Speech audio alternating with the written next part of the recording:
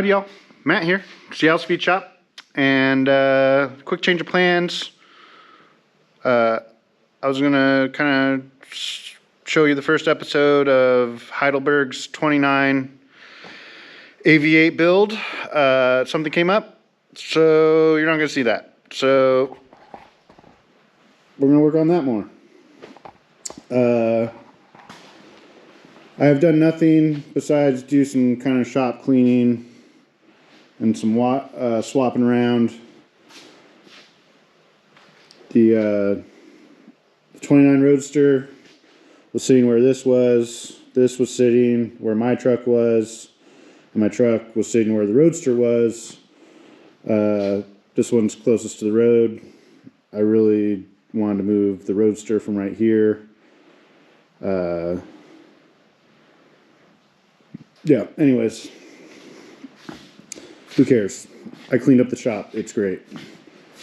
Did a lot of rearranging outside this week. And cleanup. So it's time to work on this. As you can see, we got a tire not holding air. We still got to deal with the Wobbly Distributor. Still got B updraft on it. Generator not hooked up. I need to put the grill shell and the light bar on like permanently. They are very loosely bolted on.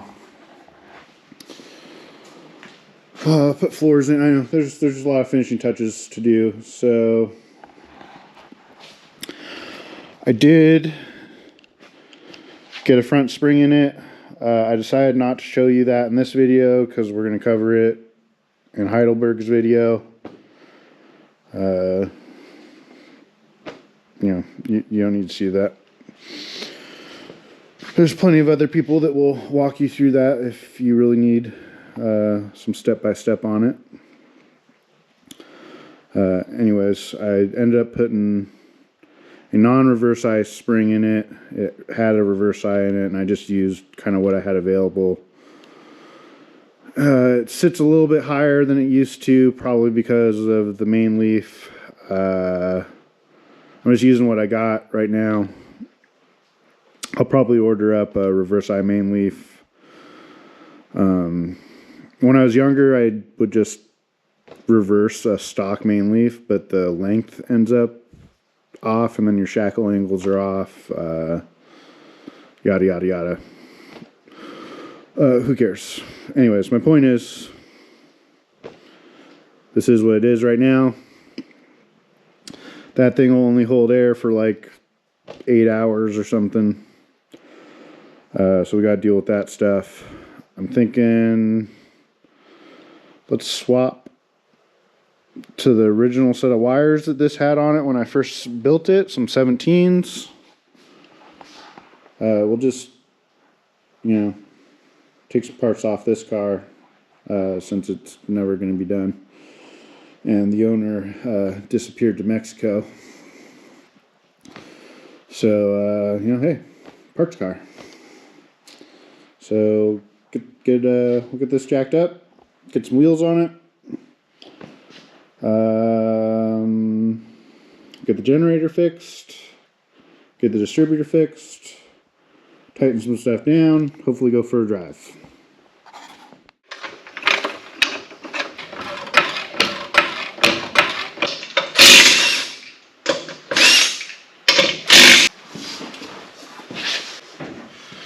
One thing, don't forget the wheel spacers. To run wires on hydraulic brakes, you need a wheel spacer.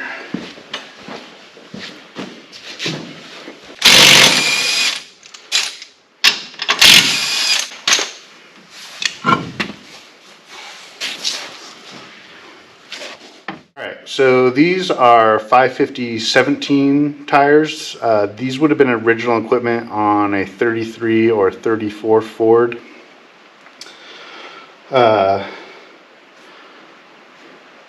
I originally ran these for a couple years when I first built the truck. I think they've, at least at this point, over the 550/16s, they fill the wheel well a lot better. So, you can see roughly how much smaller that is.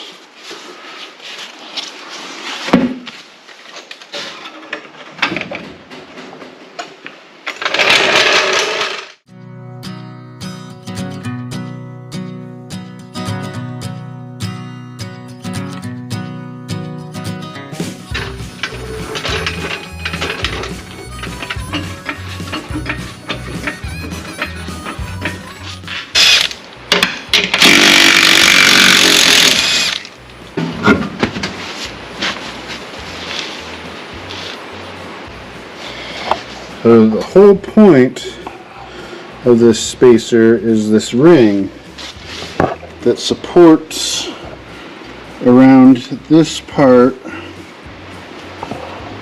when the lug nuts seat down.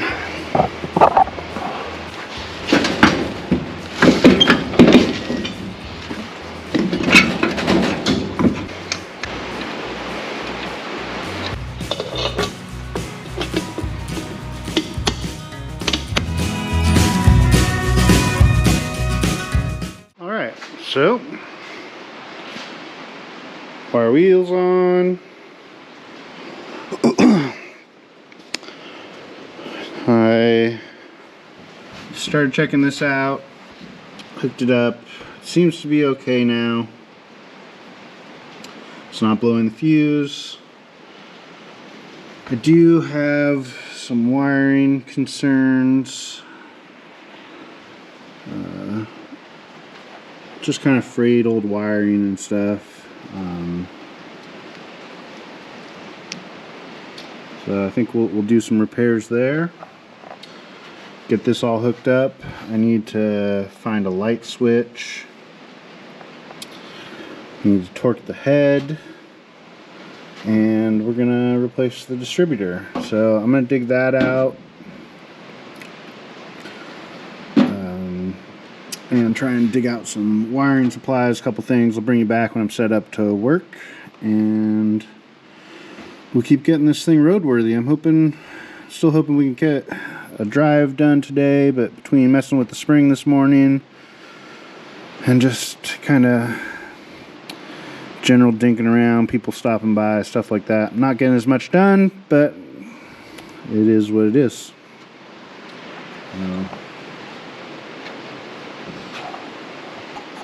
I will see you guys in a bit.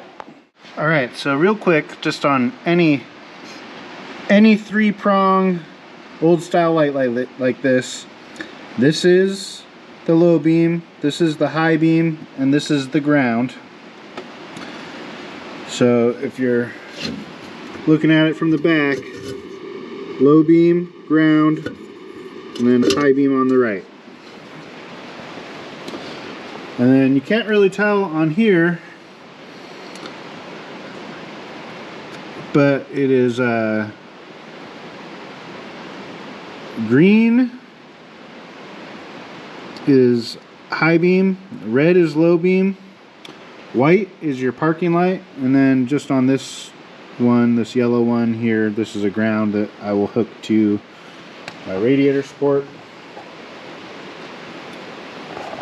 So I stole a light switch off of this, so hopefully our lights work now. Just keep taking parts off that as I need it, since it's a parked car now.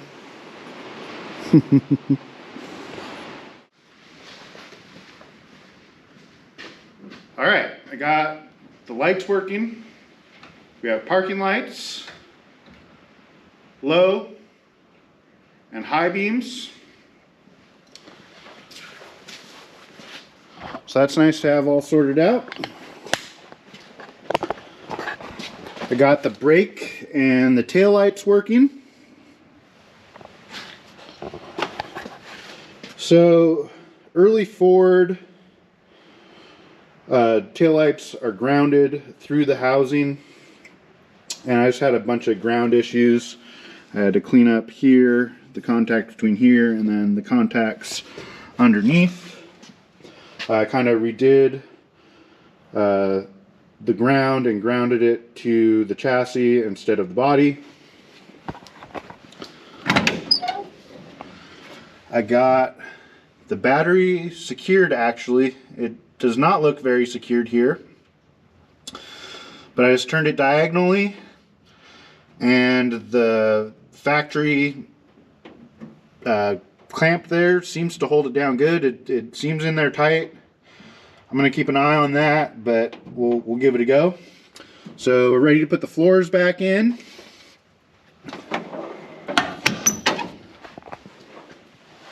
And I'm getting ready to pull the distributor and swap it to the Mallory distributor. We also, while the distributor out, we're going to torque the head again. I've only run it the one time. I haven't retorqued it yet, but you can't get to this head bolt with the distributor in. Kind of a pain in the butt, but it is what it is. So while we've got the distributor out, we're going to torque everything. We need to do 2 or 3 torque sequences on this with heating cycles. Just because it's a flat head, they seem to like that a little bit more. The gaskets compress with the heating cycle. So we got the generator working. Our electrical's all sorted out.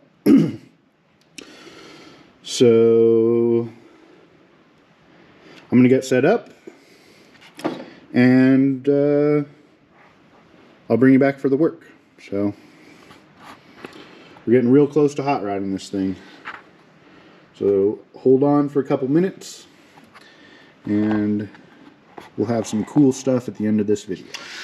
Alright, so I'm going to show you quickly just timing a Model A. This is the timing pin. You remove that, turn it around, and stick it in the hole. So real quick, there's a divot on the timing gear. You can see it right there.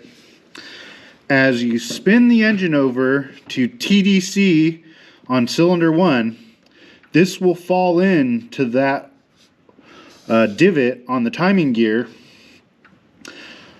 which is basically showing you that the piston is at top dead center.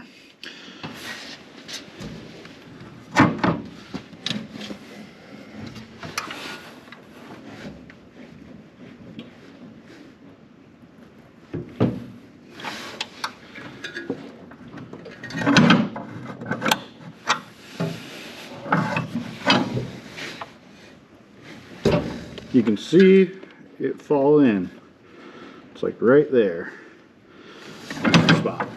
So that should be TDC on number 1. Let's pull out this distributor.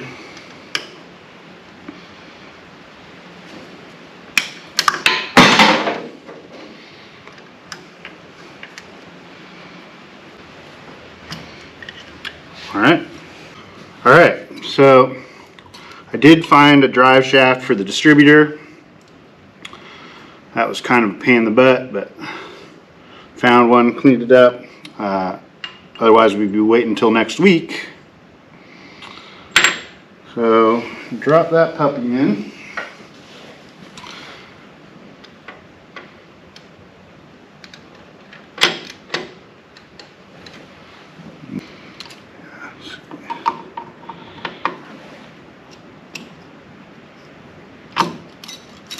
Alright, so I wasn't really thinking about it, and this thing just adjusts like a modern distributor, rotates back and forth.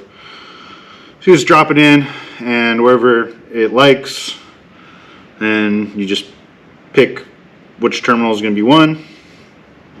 Wham bam, thank you ma'am. So distributor's in. I've got it hopefully roughly timed. I retorqued the head nuts while I had the distributor out. So I guess let's start messing with the carburetor and the fuel system.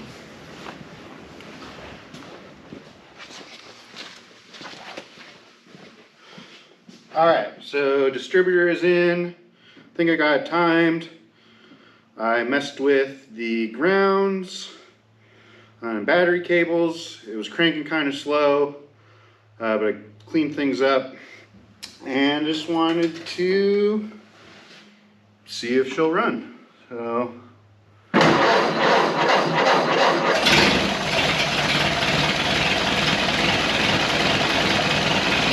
that's pretty good.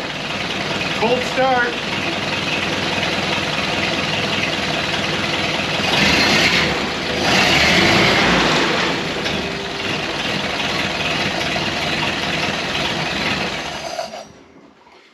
I'm pretty happy with that.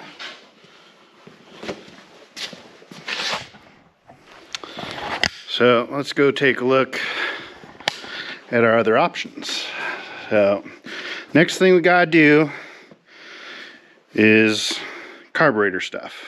So I went to the Giving Coop, and this Anson single carb was sitting in it. Yesterday I fixed some of the threads on it, got some studs. I also borrowed this Riley 2-port from my buddy Mike. I've got 81s, I've got this 97.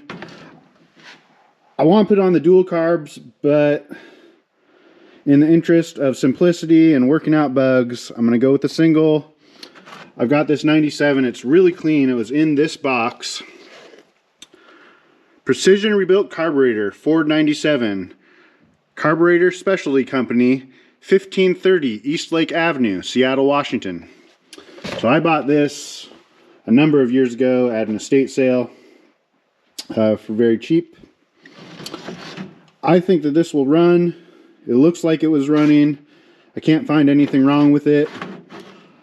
I'm gonna try it out just to see. Worst case scenario, I've got a kit, I can rebuild it. So I'm gonna start working on this, I think. Maybe do a little cleanup around this thing. I found a 1/2-inch wrench that has been sitting in the frame rail for 10 years. So that was funny. Yeah, obviously I got stuff piled everywhere. So I'm gonna clean that up first, and then I think I've got it timed good. I think I've got pretty much everything sorted besides the downdraft carb system. I do have another surprise that you're not going to see this week. So I don't know if I should just end it here or keep going. We'll see. I'm at least going to clean up, and I'll bring you back. So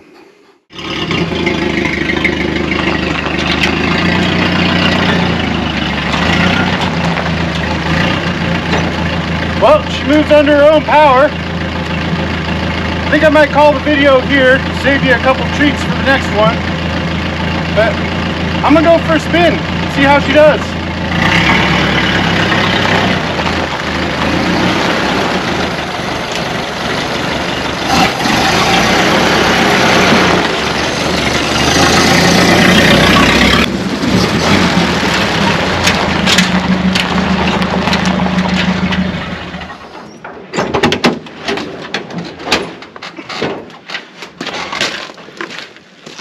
Time to clean up the shop. All right, so we drove it. I am very excited. I actually tried to record last night after driving it, and I just was so excited I was not even making sense. Just complete gibberish. So I gave it a night's rest so that I could record this and hopefully make a little bit of sense. We still have some tuning and little details to work out. It's got the oil leak from the oil return tube still. It falls on its face in third gear when you really give it the beans. I think it's probably a carburation issue. We're going to work on this for the next video, which will hopefully be our conclusion. I think that this will probably be its own video rather than trying to cram it into this one with all the other stuff I did. Yeah, I am really excited, really excited. This thing has great power. It feels like just a completely different vehicle now. I don't remember if I went over the details, but I figure I will show you what we got. So 7-to-1 Super Winfield head. This is a Bell Auto Parts post World War II reproduction, licensed by Ed. It's iron, pretty rare head. I've only seen a couple of them. I've got the Mallory centrifugal advanced distributor in it. Still running B updraft. Got to get rid of that. Pay it no mind. It's got a Winfield SU1R cam in it, which is about 330 lift cam. I'm very happy with the way it runs. It's really smooth and it's got great power. The counterbalanced crank with a 39-pound flywheel. This thing revs quickly like a modern car.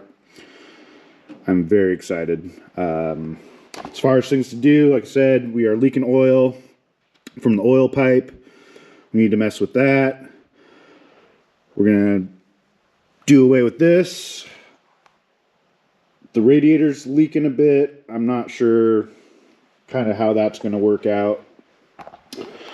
I've got a few. Maybe we can come up with a better one. Yeah, like I said, I'm freaking so excited. This is awesome. So I appreciate you guys watching. Last video, I kind of said I was discouraged, and a lot of you reached out with encouragement. I appreciate that. I feel that maybe I didn't get my point as much across. I was more trying to say that I know I can do better, and I think I've got some really cool stuff coming up. And that I want to do better is mainly what I'm trying to get across. I'm still very much a novice at this, still learning techniques in filming and editing. This stuff isn't easy, guys. You know, the guys that are good at this, they make it look easy. It's not. Talking to a camera is hard. Getting good shots and remembering to take shots, and it's a lot of work. It's way more work than the 20-minute video makes it seem. I mean, we're talking just hours and hours of work for, you know, a 20-minute, half an hour video. I'm not complaining. I'm just trying to let you guys know how much work it is. And I want to produce the best stuff I can, which I suppose I am doing right now.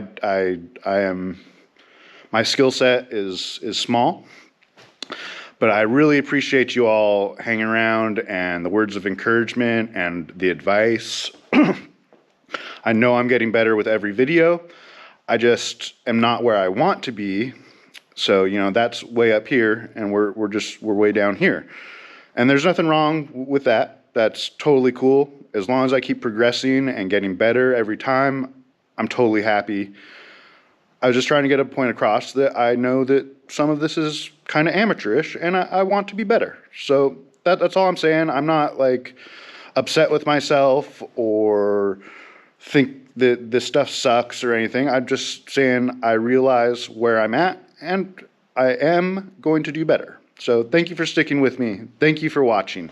If you could give us a like, a subscribe, maybe hit notifications, give us a comment whether, you know, do you like this? What do you want to see? Just let us know. So one more thing, we have stickers available. You can email me at seattlespeedshop206@gmail.com. I'll put that here, and it'll also be in the description. And I think next week we will continue working on this. We'll get this installed, and I'll take you for a real ride and let you experience the power. So anyways, I hope you guys have a good week. Get out in the garage, get some shit done on your project, and we'll see you next week.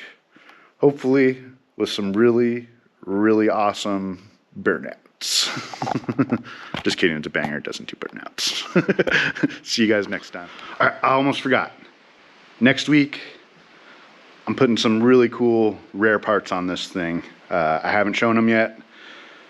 They're very rare. I'm not gonna say anything, I don't wanna give it away, but you're gonna wanna tune in. Cool, rare stuff. You will not see these ever again, I'm sure. I'll explain it all. It'll make more sense next week. But yeah, tune in. You're gonna wanna see it. It's cool stuff. Trust me.